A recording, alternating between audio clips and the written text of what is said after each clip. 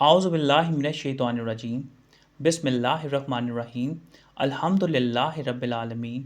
Wassalatu wassalamu ala Muhammadin wa ala alihi wasallam. Today we will study ninth Ruku of Surah An Nahl.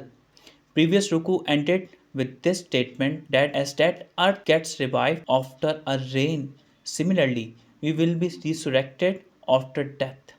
With this supplication that may Allah Almighty help us in understanding the Holy Quran by the grace of His beloved Prophet Rahmatul lil Alameen Sallallahu Alaihi Wasallam, let us start today's session comprising verses 66 to 70. Bismillahirrahmanirrahim. Wa inna lakum fil an'ami la ibrata. And indeed, for you in grazing livestock is a lesson. Nuskikum mimma fi butunihi mim baini farsyum wadam. We give you drink from what is in their belly through the digested food and blood.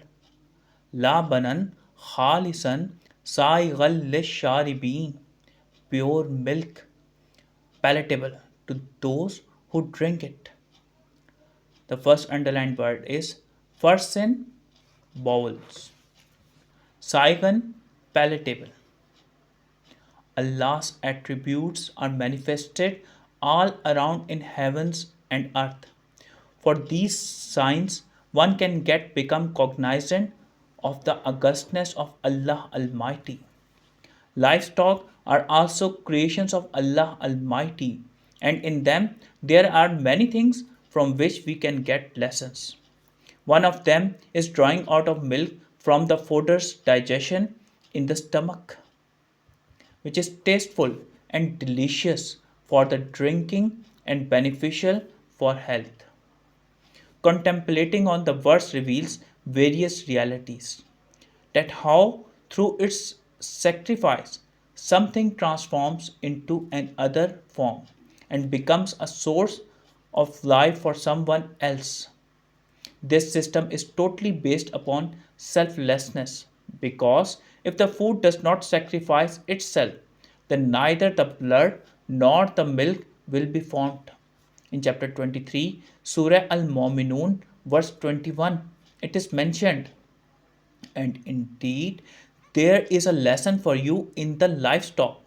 We provide you with drink out of what they have in their bellies, and you have many other benefits in them. You eat of them. وَمِن samaratin nakhili wal anabi tattakhizuna minhu sakaram wa rizqan hasana. And in the fruits of date palms and grapes, you get the booze and the best sustenance. Inna fizalika la ayatal liqawmi yaqilun. Indeed, it has the sign for the canton with intellect. Sakaran, intoxicant. Another such like example is the fruits from different types of plants. Some are standing with the erected head, while others are spread like a vine. You must have noticed that the fruits of the tall trees are usually small, whereas the fruits of the vines are usually big in size. In our own lives, the output of our efforts are different. Some matters demand uprightness, while in others, subservience is beneficial. To get the advantage from the outcomes is totally dependent upon one's own choice, whether he wants to be drunk in those benediction or convert them into such a way that is beneficial for Allah's creatures. وَأَوْهَا رَبُّكَ إِلَى النَّحْلِ. And your Lord revealed to the honeybee, أَنِتَّخِذِي مِنَ الْجِبَالِ بُيُوتًا وَمِنَ الشَّجَرِ وَمِمَّا يَعْرِشُونَ. To make its hive in mountains and trees and on which they have raised. Yarishuna, those who raise up. Honeybee is one of the creatures of Allah Almighty.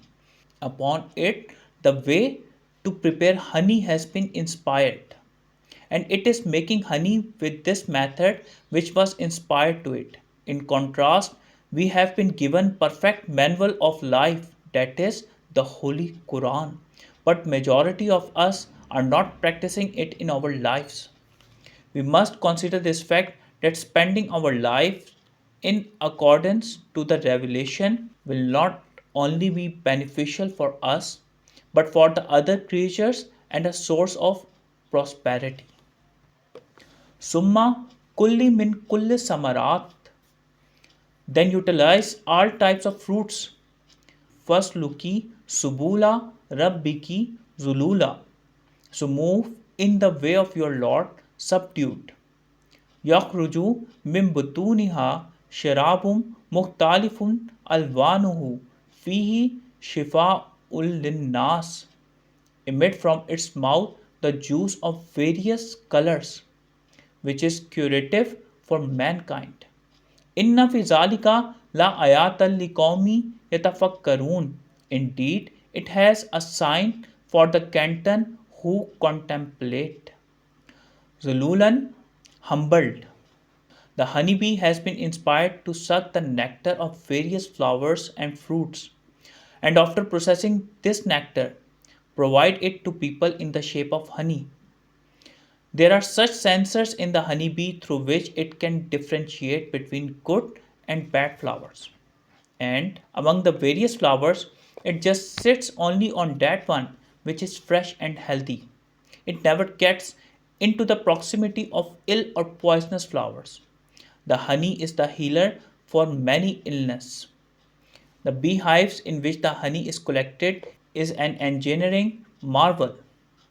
There are various lessons to learn from it, that is, its structure, cooling and protection mechanism, etc. Similarly, the meetings of the righteous people, their affirmations and books, etc., are like the splendid flowers from which we can acquire knowledge, which is analogous to the nectar of flowers, by which we can make enlighten ourselves and subsequently spread this benediction to others. As the honeybee moves around to collect the nectar and with its altruism attains the healing capability and becomes a curer for others. Like that, we have to accustom our lives and make them beneficial for others. Wallahu khalaqakum summa yatawaffakum, and Allah Almighty has created you, then will give you death. وَمِنْكُمْ مَيْ يُرَدُّ إِلَىٰ أَرْذَلِ الْأُمُرِ لِكَيْ لَا يَعْلَمَ بَعْدَ عِلْمٍ شَيْئًا. And among you some are returned to the feeble age, that they may become incognizant after the knowledge of things. Inna Allaha alimum qadir. Indeed, Allah Almighty is knowledgeable, omnipotent. Yuraddu is turned back. Arzali, worst. It is Allah Almighty who created us, and we complete our cycle of life by passing through various stages. The childhood transforms to youth, and youth converts to old age. And one day we depart from this world. Among us, there are some who become very aged. The mind becomes so feeble that one becomes totally nascent, and before death, one can see his own feebleness with his own eyes. And this is because of Allah's knowledge and His divine laws, which are governing these multiverses. In chapter 22, Surah Al-Hajj, verse 5, it is mentioned, O people, if you are in doubt about resurrection, remember that we first created you from dust, then from a sperm drop, then from a clot, and then from a tissue formed and unformed, so that we might clarify for you.